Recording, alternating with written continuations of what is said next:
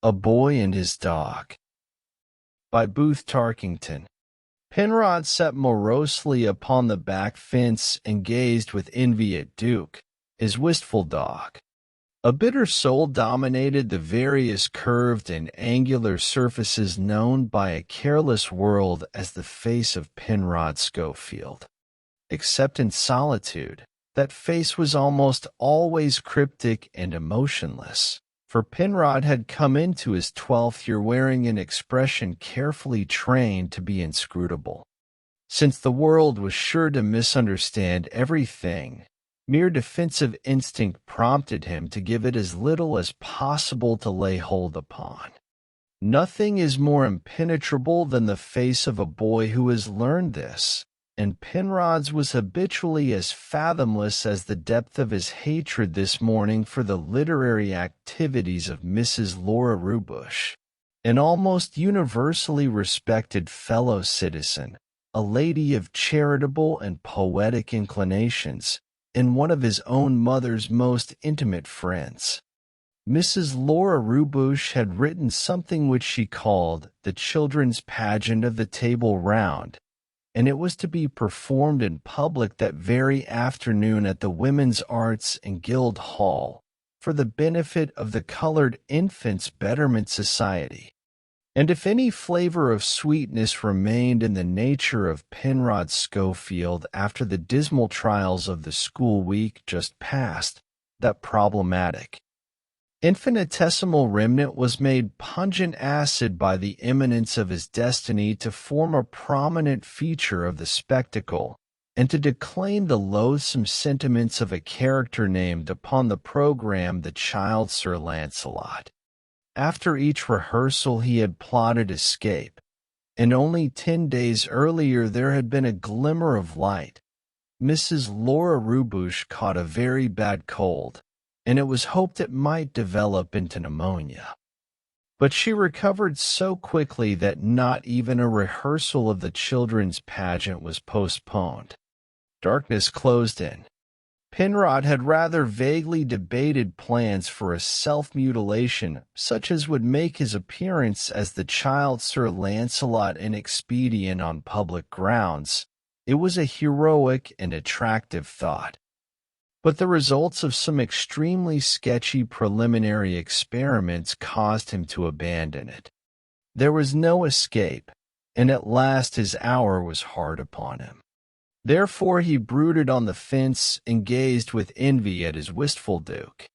The dog's name was undescriptive of his person, which was obviously the result of a singular series of mésalliances. He wore a grizzled mustache and indefinite whiskers.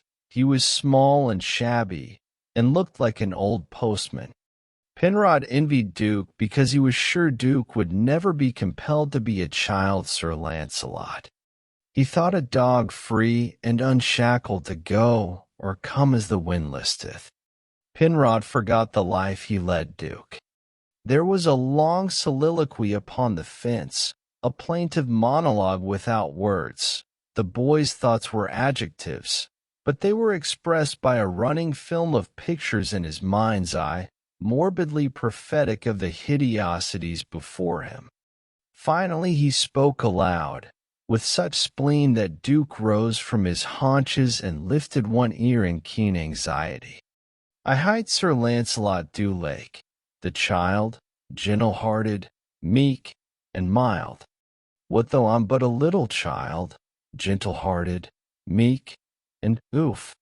All of this except oof was a quotation from the child Sir Lancelot, as conceived by Mrs. Laura Rubush. Choking upon it, Penrod slid down from the fence, and with slow and thoughtful steps entered a one-storied wing of the stable, consisting of a single apartment, floored with cement, and used as a storeroom for broken bric-a-brac, old paint buckets, decayed garden hose, worn-out carpets, dead furniture, and other condemned odds and ends not yet considered hopeless enough to be given away. In one corner stood a large box, a part of the building itself. It was 8 feet high and open at the top, and it had been constructed as a sawdust magazine from which was drawn material for the horse's bed in a stall on the other side of the partition. The big box, so high and tower-like, so commodious, so suggestive, had ceased to fulfill its legitimate function, though, providentially, it had been at least half full of sawdust when the horse died. 2 years had gone by since that passing, an interregnum in transportation during which Penrod's father was thinking, he explained sometimes, of an automobile. Meanwhile, the gifted and generous sawdust box had served brilliantly in war and peace. It was Penrod's stronghold. There was a partially defaced sign upon the front wall of the box. The Dungeon Keep had known mercantile impulses. The O.K. Rabbit Company, Penrod Schofield and C.O. Inquire for prices. This was a venture of the preceding vacation, and had netted, at one time, an accrued and owed profit of $1.38. Prospects had been brightest on the very eve of cataclysm. The storeroom was locked and guarded, but 27 rabbits and Belgian hares, old and young, had perished here on a single night through no human agency, but in a foray of cats, the besiegers treacherously tunneling up through the sawdust from the small aperture which opened into the stall beyond the partition. Commerce has its martyrs. Penrod climbed upon a barrel, stood on tiptoe, grasped the rim of the box, then, using a knot-hole as a stirrup, threw one leg over the top, drew himself up, and dropped within.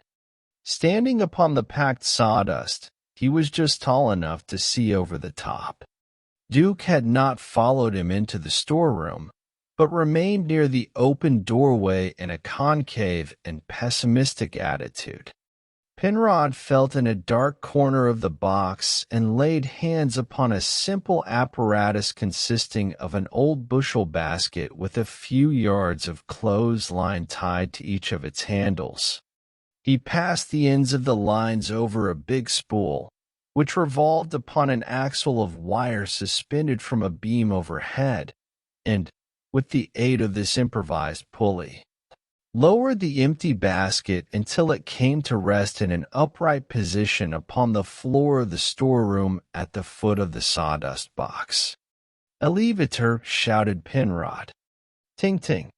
Duke, old and intelligently apprehensive, approached slowly, in a semicircular manner, deprecatingly, but with courtesy.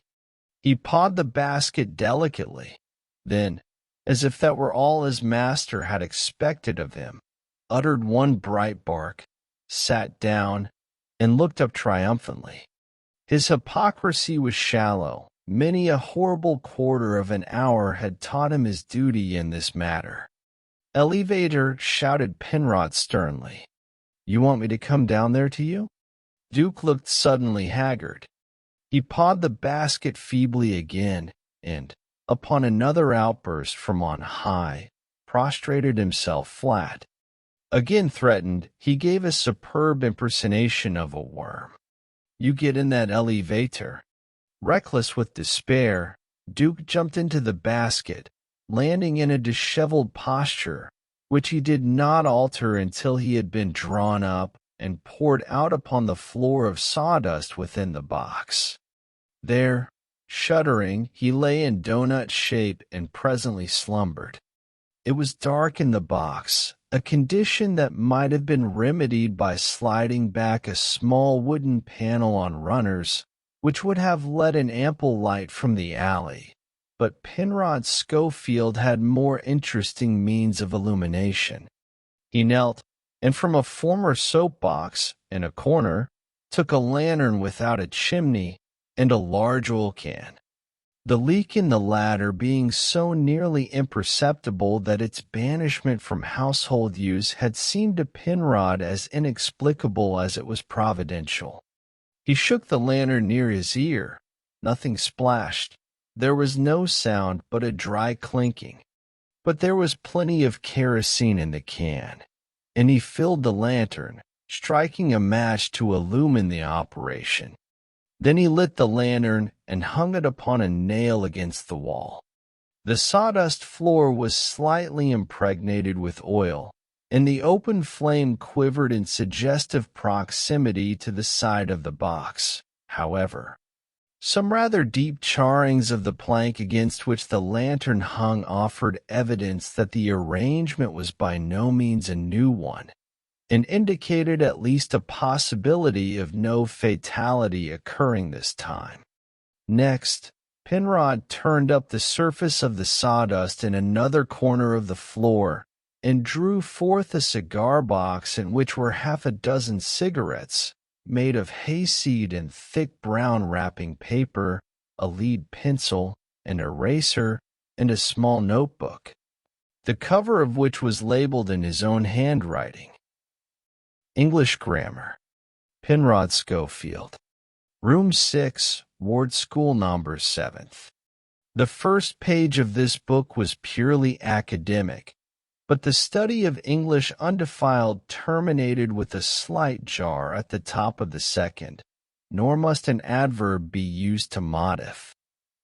Immediately followed Harold R. Arias, the Rodagent or Wildlife among the Rocky MTS, and the subsequent entries in the book appeared to have little concern with Room 6, Ward School Number 7th.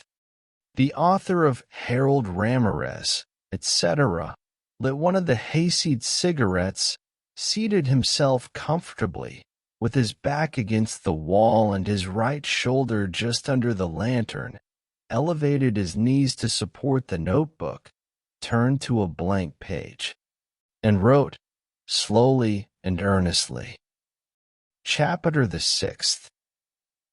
He took a knife from his pocket, and, broodingly, his eyes upon the inward embryos of vision, sharpened his pencil.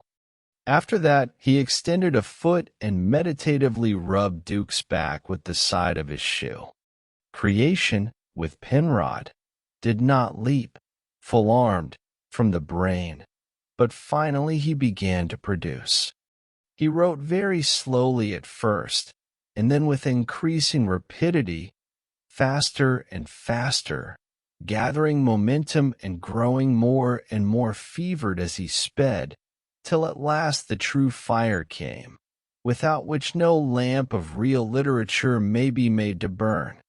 Well, what makes you so sure about it? Sneered the other, biting his lips so savagely that the blood ran.